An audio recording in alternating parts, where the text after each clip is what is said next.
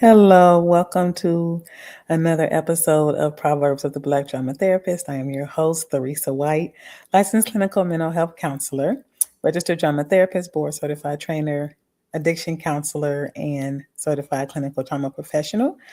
I am the owner and CEO of In Time Creative Counseling Services, Healing for a Change, or Drama for a Change, sorry, and Healing is Possible. So if you're wanting therapy services, please feel free to reach out to us by email on our website. But I want to give a disclaimer that what we talk about on our show regarding mental and social topics to be able to decrease stigma is solely to do just that, decrease the stigma, make the conversation a little bit more fun and creative. As I'm a drama therapist, I love to use creativity in the arts, music, and such to be able to drive home those topics, my point, and also to be able to help decrease that stigma, as I stated. With today's topic is about me. So I said in our last episode that we were going to talk about the lock journey. I have not done a lock journey since I did my first year. So this is actually 2 years overdue. Just going to be honest. It's 2 years overdue. And so with that being said, tonight I'm going to talk about my lock journey. I've been locked for 4 years.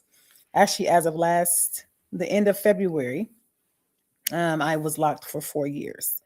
And so right now it's up in a wrap. I'm going to bring it down and show for those who are watching the video portion of our podcast.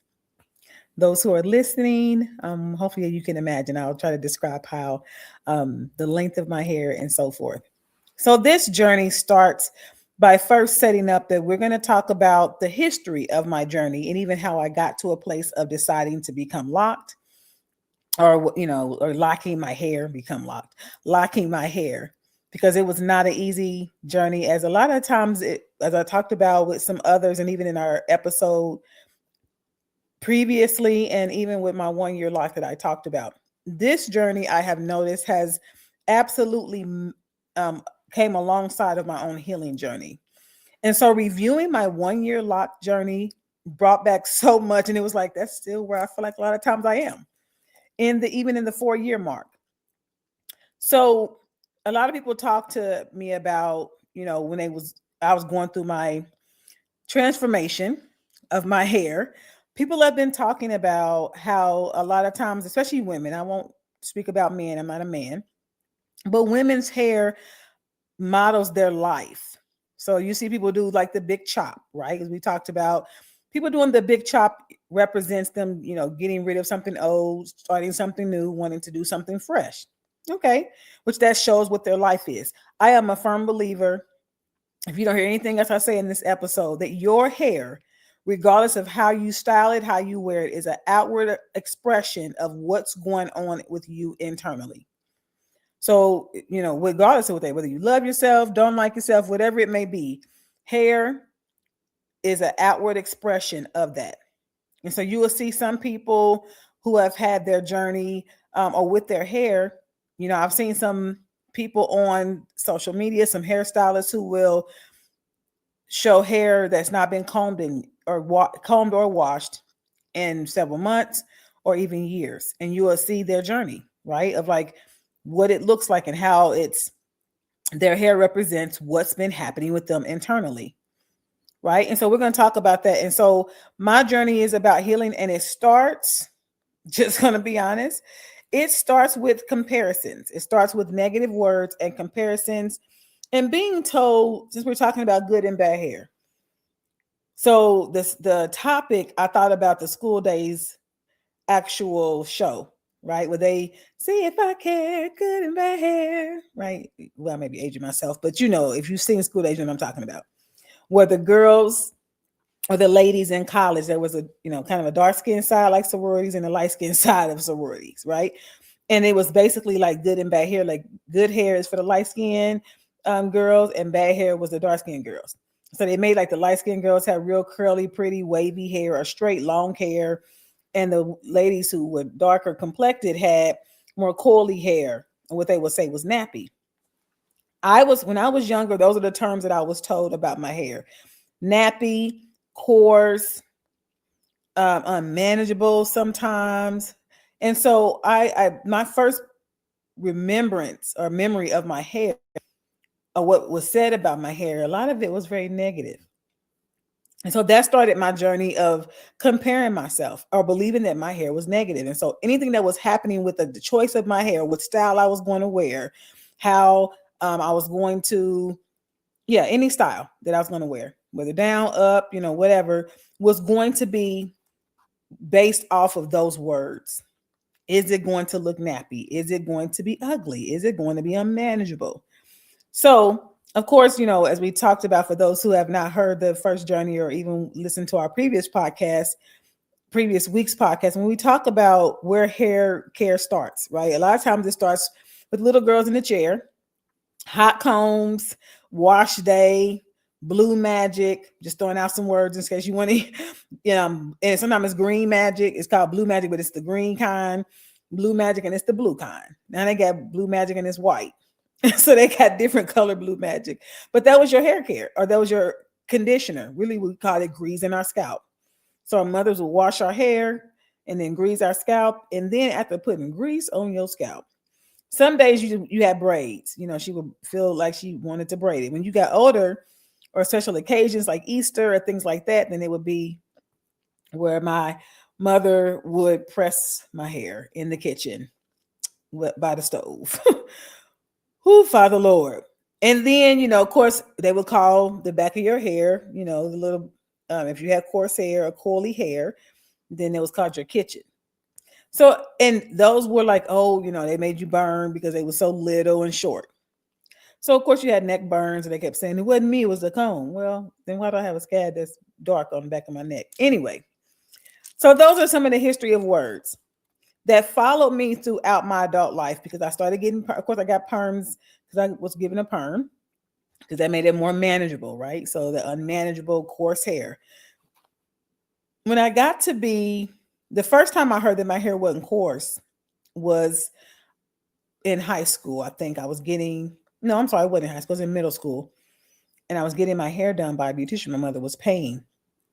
And I was so like, she said, why do you keep putting these, I was trying to get a perm. She goes, I think these perms are really too harsh for your hair. And so she said, I want you to next time bring mild. She said, I'm going to use a mild. I'm like, mild? You can't go from coarse to mild. That don't even make any sense. She said, but your hair is really fine. Like FINE. And I was like, I don't even understand that. But with that, she then, I was arguing with her because again, what I have heard about my hair was not that it was fine. And she's like, no, I kept hearing it was thick and coarse. She's like, you don't have coarse hair. Your hair is fine. And so I was struggling with her, right? Like, no, I don't think that's true. I've always heard this, this, and this. She put that mild in my hair. The next time I came back and my hair was bone straight, she was able to she said, see, you don't need a coarse. And I mean, she made me a believer. I did not need a coarse perm. And so throughout my life, I finally was like, okay, I stopped getting coarse because it was definitely too much on my hair. I got to be in college and I began to pray about my hair. And so the journey, I'm going to share a clip of my 1-year journey that I have. So probably about 10 minutes of that clip. But I want to let you know, I was praying about my hair. And the first thing the Lord told me to do was stop putting perms in my hair. It took me years to actually obey that choice because I was so afraid that I would be so unattractive because I was saying all these negative things about myself. I believed that, my hair wasn't as pretty as everybody else's. And so if you've ever heard those words, nappy, and nappy was negative, right? Now people say it differently, but, over 20, maybe over about 30 years ago, I mean, nappy was negative. And it may be still negative for some people now, but it's not as negative as it used to be. Some people use it now as, try to use it as a positive thing. But in my childhood, nappy was, and still to this day, it's still in my family is used as not a positive way to describe your hair. So I was constantly comparing my hair to, women in my family that I felt like had very beautiful hair. My mother, my sister, grandparents, and some cousins, etc. And so I would start to argue with the Heavenly Father, no, I can't not put perms in my hair because then I'm going to have nappy hair and it's going to be ugly. And he was saying to me, you want your hair to be healthy. You keep asking me. And he kept saying the same answer. Then after a while, it was like, I heard him. I just was scared to do it. And so I was like, I'm just not going. Just gonna keep on getting perms. And I mean, for years, I just kept getting perms and kept having the same problem, kept getting frustrated. Then I'm like, Lord, my hair. Finally became obedient, got the perms. So I had a plan and I got my hair braided each time and then just slowly had my permed hair cut off. So nobody really saw the in between stage of like straight and then my natural hair coming in until I wore my afro. And so picking up here in this 10 minutes of my 1 year journey, you're going to hear me talk about kind of those negative things that I was saying to myself about my hair and about this journey. And I say that because it still mimics. I'm going to show my hair length because my hair absolutely is way longer. I mean, it scaled past my 1 year. So here go just a little blurb of my experience during my 1 year. This lady was braiding my hair. I asked her to slowly clip off the ends. It was perm. Perm is stringy, but my hair, my braid of hair was curly. Not curly necessarily, but curly. And I would hear, now the narrative was starting to shift. And I say that because that absolutely was aligning with what my thinking about myself and my emotional state was. It was beginning to shift. So as I stopped putting perms in my hair, I also stopped saying negative things about my hair. It was starting to become a little bit easier because other people, the person who was doing my hair, would constantly talk about, and I would say it before she would, I know it's nappy. You ever do that? You start to tell somebody something negative about yourself before they even can say anything negative because you want to get ahead of them and get in front of the comment or the negative statement they could make about you. That's how I felt about myself. So I would say, I know it's nappy. And the lady was like, what are you talking? No, it's not. You have a nice braid. And I thought she was just trying to be funny. No, I don't. And I would argue with her. No, I don't. So it's like that combating of, I'm trying to give you new thoughts. I'm trying to help you to understand who you are and how I see you. That's how I took, the growth that God was trying to bring. And I was like, no, you're not. Again, that fight. Okay, you have beautiful hair. No, I don't. And that was a struggle. So I was kind of struggling as I was starting to go to what we call the natural state. Speed up time, that kept happening. She cut it. It finally got to the place where I was done. All my natural or my perm hair was cut off. And all that was left was all this beauty. And it really was, now I know, beautiful, full, thick, curly hair. I mean, my hair was curly. And I finally one day had the boldness to say, I'm going to take my braids out and I'm not going, you do the braid out look. Take these braids out and I'm not going to get rebraided right now. I want to have the moment where I come out, right? But let everybody know that I have been changing for the last couple of years, And I did that and I got such positive feedback. I was prepared for people to tell me how ugly and your hair is nappy. And I got so much positive feedback from people around me, from church members and from work about how beautiful and full, again, see this on this side, how full my hair looked, how beautiful it was. And again, I was a little bit more able to receive it, but I was like, oh, no, I think you, again, just trying to say that. So again, fighting that change of mindset, the mindset that God was trying to put in me to elevate and to shift that negative that was happening.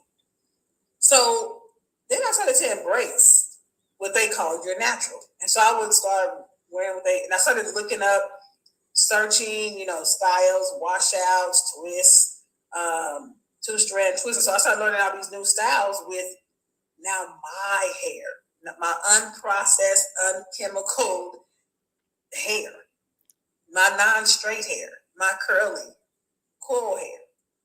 And so, of course, I had to learn all of that. But as I was learning that, I was also learning how to look at myself differently, learning how to speak new life to myself. And I began to look in the mirror and say, everything that people ever said about my hair was a lie.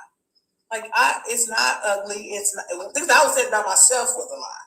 Yeah. And I began to receive what God was trying to say, or what God was saying about me. And when I did that, I had to come back to him and apologize. You were right. I know that sounds crazy because we know, of course, he was right, but I didn't believe that at first.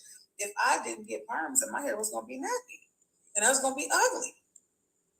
But I was like, see how I keep pointing to the wrong side. See how fierce, like how beautiful, again, be bold. And so people were commenting, oh, your afro is so full, your hair is so healthy. It's so thick, it's so pretty. And I begin to start saying, maybe everybody's not just saying it to be saying it. They're saying it because they mean it. People don't have to be nice to you. People don't have to give you compliments. People don't have to waste their breath to say something positive about you. So I had to begin to tell myself again, it's people actually mean what they say. And it's okay to just say, thank you, Theresa. So as I speed up and hair growth, and I did all of that because I wanted my hair to grow. The whole purpose of me not getting perms and to let them get braids at times, to do all these they call protective styles so that my hair would grow. Mm-hmm. But it was not doing what I wanted to do, y'all. It would get to, my hair probably would get to, let me find about right here. And I'm saying this is what my hair, when I pulled it, coming to maybe the bottom of my chin. And it just, for years, it just stayed that length. And then it would stay that length, and then something, hair would, of course, fall out, and new hair would grow. And I'm like, why is my hair not growing longer? I don't put heat on my hair. My hair would get straightened probably twice a year. I maybe would do it for my husband for his birthday or for my birthday. But again, I was trying to stay away from that mindset of going back to straight is what's beautiful. And again, I got so many compliments when my hair was straight, because then you saw how long it really was, that I almost fell back into that old mindset. That's what happens when you're on your healing journey, and something that God is trying to shift you out of and shift you into a new transition. Sometimes temptation shows up to try to get you to go back to the old thing, back to the old way of thinking. And I was like, as much as I think my hair is pretty, straight, that's not my natural pattern. And I loved it when my hair was wet. As I told you last week, I was told water was bad. When I allowed my curl pattern to be present and not keep on putting chemicals in my hair loved water. And like I said, maybe it's just me, something is wrong. Every time I put water in my hair, it's so soft, it's so long, it's so manageable. This can't be right, because I used to be told that water was going to make your hair nappy. Water would make your hair all these negative things. And again, maybe you weren't told that, but I was. And so again, the narrative, the mindset that God was beginning to show me, like, no, it's okay to reprogram your belief system. Because, so again, compliment after compliment, it was so pretty. I was not used to hearing people say my hair was pretty, that my hair was thick and full. Even family began to say, it's so pretty, it's so thick, it's so healthy. I'm like, no, not my hair. And I would begin to go back to that old narrative, but it's not as pretty as yours, not as long as yours. And it was like, Theresa, stop comparing yourself, because you've left that place. Your hair is beautiful. It may not look like your mama's, look like your sisters, your brothers, your grandmamas, your cousins, whoever, but it looks like yours. And it's beautiful on you. But I began to hear that. Locks, get dreads, get locks, and your hair grow. And I was like, I can't do that, because I like my hair done too frequently. And that same way I was praying, God, my hair is not growing. It was like, Theresa, stop doing so much to it. You're maneuvering it too much. Then it started to be, I was putting too many products in it. I knew it. And I know God was saying, you're putting too much in your hair. You're doing too much. Leave it alone. No, right? So I'm fighting again. But he's giving me this information on what's going to help me. I'm trying to, no, I got a better way. I'm not going to do it a different way. So me and my sister began to talk. And she was starting to say, maybe you should do, I think it'd be pretty on you. Maybe you should do it. And I was like, no, I'm going to be ugly. It's not going to look right on me. Went back to that old mindset, that old narrative. And it's almost like it was like me and God boxing it, not necessarily boxing, but dialoguing again. And he was like, you just, okay, well, they keep complaining about your afro not getting long like you want it to get. It's going to get this, it's going to go to a certain amount, and it's not going to go any further.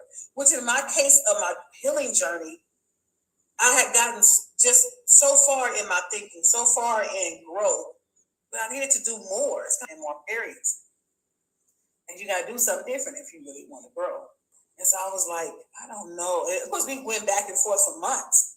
And then she's like, just let me try it on you. Her sons, Ooh, I couldn't even act like her doing her son's hair, of course, or my nephews. It looks wonderful. I said it's gonna look good on them. I don't know if it's gonna look good on me. And I even started comparing myself to my child's hair. Like his hair is gorgeous. Like it's like they have beautiful. I started doing that old thinking again. I finally agreed, and I'm gonna show y'all what my first day looks like. And I had pictures showing it, right? So that was just an excerpt of my journey. And that's exactly where my journey still is. I'm going to show my hair now. So that was 1 year where it was about right here to my shoulder. And February, and I say that because I didn't know how I was going to do it. I made the decision to finally say, okay, God, if everybody kept saying, well, you can just, if it's locked, you can just, if you don't like it, you can just cut it off, right? And I said, you know what, that's true. Which I didn't want to really cut my hair all off either, because at the time, my uh, people was like, no, don't start all over. So I'm trying to show it's actually really, really long. It's down like the middle of my back. So, because I just had it up in a ponytail. So let's see. So it has to kind of fall. Look how thick, like, talking about an afro. When the Lord tells you to do something, if you don't get anything else from this week's podcast, when the Lord says, you know what, you're asking, how do I do this? And you are struggling, because I have been somebody that's been struggling to make decisions. And so in doing so, I'm always looking at everybody else, which is what my problem was at the time. Well, theirs is like this, theirs is like that. I'm not like that. And he's like, I don't want you to be like that. Just do what I say, and I'm going to let your journey be your journey. And I have gotten so many compliments, even when I'm thinking that I've messed it up. So now it is past my breast in the front. So if I was to pull it one down, for those who can't visually see, and you're just listening to the podcast, but for those who are watching the video, then all the way down my back, all the way down to the middle of my back is where it is. And it's so, I mean, and it needs a retwist now. It needs a kind of, we used to call it a wash and set.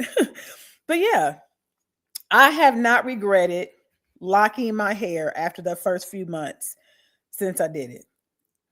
And I thought, well, I'm gonna want too many. I can get styles. Again, I had the same way I did with braids. I have been someone who studies and trying to find out. So I've been studying, hairstyles and things like that. And so a lot of times I actually just like it down. So the journey of me has been making decisions. I have, in my 4 years of doing this, as I gave you the excerpt and showed you like the struggle that I was having. Well, no, yes, it is. The God was giving me new information, but it was information that I have never heard before. I mean, locks was not popular. Okay. When my nephew did it over 20 something years ago, he was like one of the first people in my family on that side that did it. His were beautiful and long. But I thought, you're a boy. Of course, your hair, men's hair is always nice and pretty, right? When they get it long. So again, I kept comparing myself. So I'm going to encourage you, anybody who's listening, if you're struggling to, do something new and maybe it ain't going to work out, I'm telling you, don't compare yourself. So when we talk about comparisons, especially in the Black community, it was, light, as I said, good and bad hair. They hit it light and dark, skin color. There was comparison there. Then there's comparison to long and short. So your hair was good if it was long.